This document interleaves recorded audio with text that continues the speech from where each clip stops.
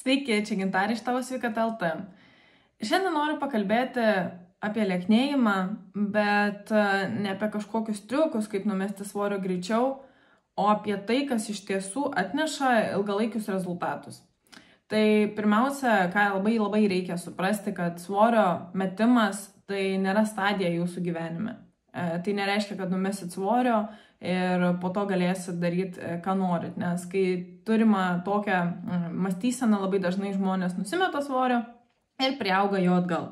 Ir aš matau labai daug pavyzdžių ir tada sako, čia ta dieta neveikia. Ne, žmonės, neveikia jūsų įpročio ir mąstysenos pakitimo mechanizmai. Dabar apie ką aš kalbu. Tai svorio metimas, mano nuomonė, neturėtų būti matomas kaip kažkoks tiesiog etapas, kur metate svorį.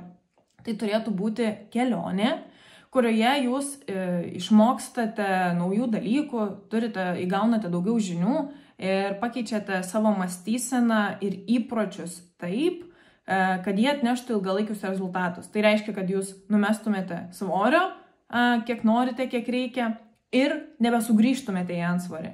Ir aš čia nekalbu apie tai, kad labai dažnas mitas yra, kad dabar pradėjau valgyti vištieną sausą į krūtinėlę su salotomis ir dabar aš turėsiu valgyti visą gyvenimą vien tik vištieną su daržovėmis. O jeigu suvalgysiu bandelę, tai tada mano svoris priaugs. Ne, čia ne apie tai ir tai yra visiška netiesa, bet čia yra apie apskritai įpročių ir mąstysenos pakitimą. Dabar apie ką kalbu apskritai?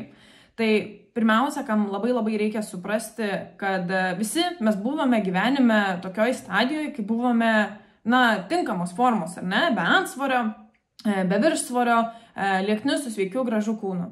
Ir labai reikia savęs paklausti, tai kas atsitiko mano gyvenime, kad aš pradėjau priaugti svorio. Kas pakito? Gal prioritetai, gal kažkokia mąstysena, gal kažkokia aplinka.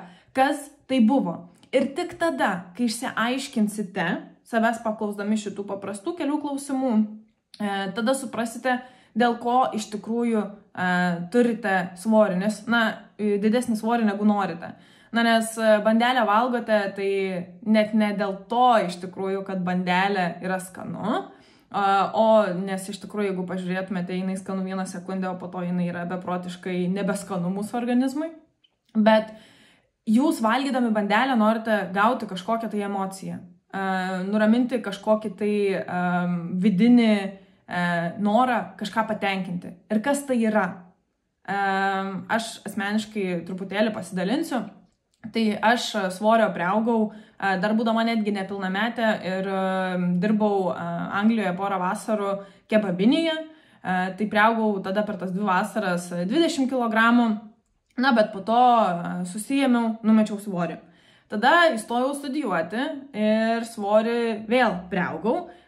Priaugau apie 30 kg ir tik turbūt po kokių gerų 4 metų aš sugebėjau vėl grįžti į tą stadiją, kai nebeturiu antsvorio. Dabar aš nesu savo idealioje figūroje, bet aš esu be antsvorio ir čia yra mano numeris 1 prioritetas būti sveikai. Tai tuo džiaugiuosi, nors mano kelias dar toli gražu nesibaigė.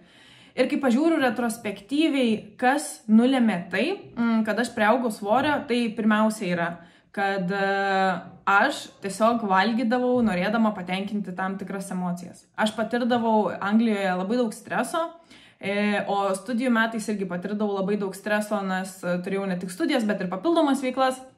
Ir nesirūpindavau savo tiesiog sveikata ir kas kartą, kai turėdavau emocijų bangą, aš valgydavau. Kai džiaugdavausi, valgydavau, kai liūdėdavau, valgydavau, kai neturėdavau ką veikti, valgydavau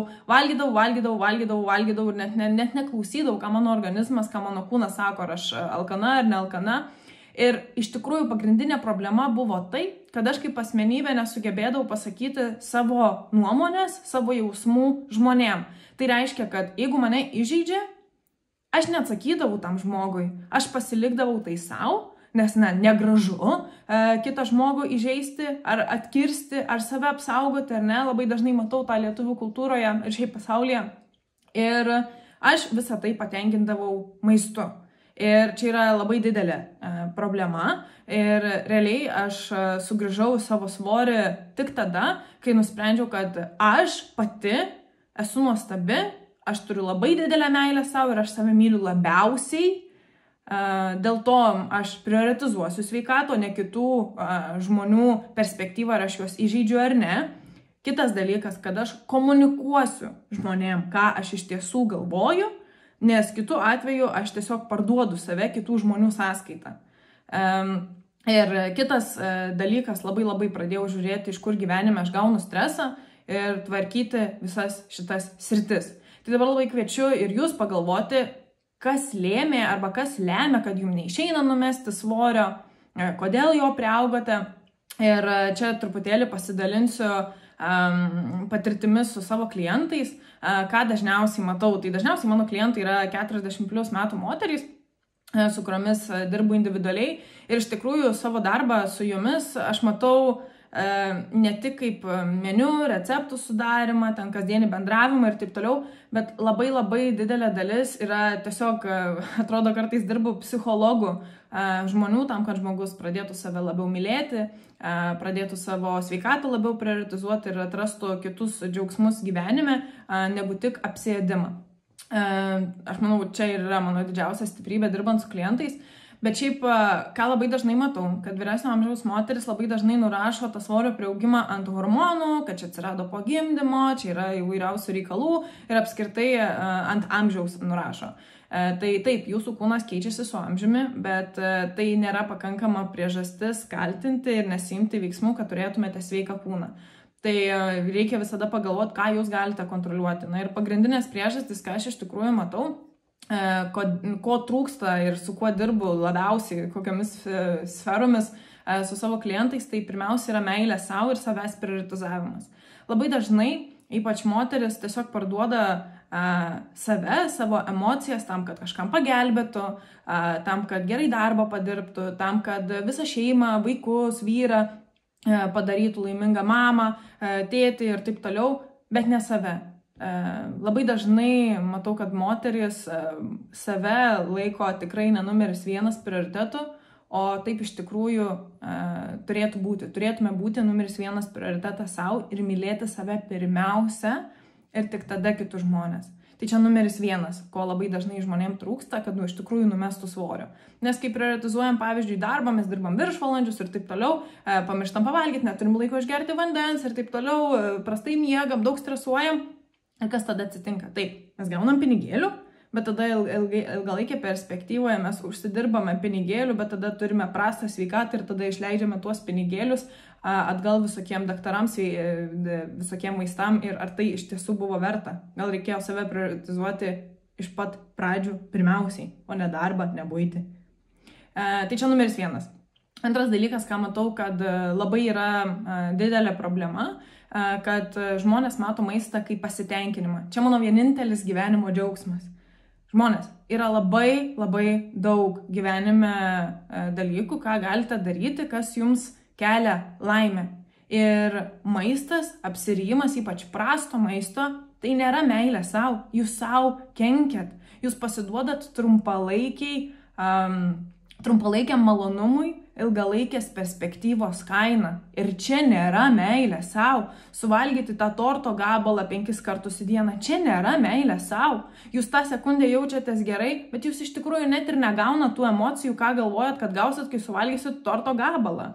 Tai numeris 2, labai svarbu yra suprasti kitas sferas, ne maistą, kas jums kelia džiaugsmą. Gal tai yra filmo žiūrėjimas, gal tai pasivaikščiojimas, gal tai šokiai, gal tai, nežinau, burbulų vonios ar dar kažkas. Kas yra tie dalykai, kur jūs gaunate pasitenkinimą ir fokusuotis į tas sritis. Tai čia numeris 2.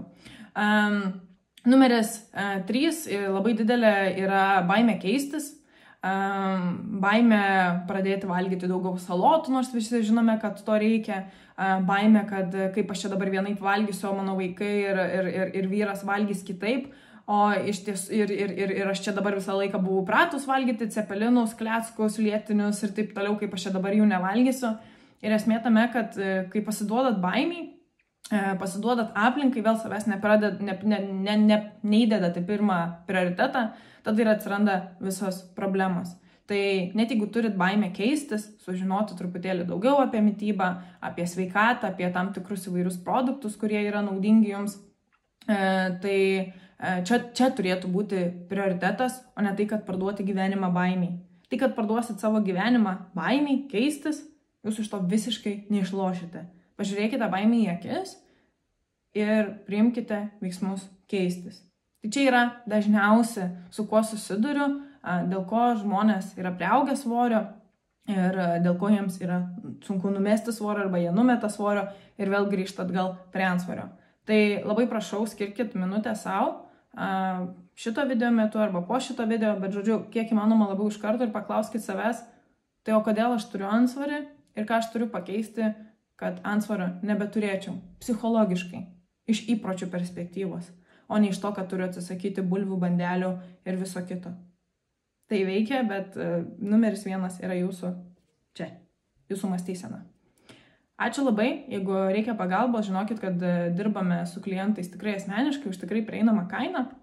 Daugiausia sėkmės turime, kai dirbame su žmonėmis individualiai ir kasdien bendraujame, kasdien prižiūrime ir tikrai nuostabus rezultatai, tai jeigu reikia, visada kreipkitės, labai padėsim, visada žmogiškai žiūrim kiekvieną žmogų, labai asmeniškai į kiekvieną, nesame darbo mašina kaip koks nors fabrikas, kur tiesiog štampuojame meniu ir numėtome žmonėm ir atrašome jau iš anksto sukurtas žinutes, ne.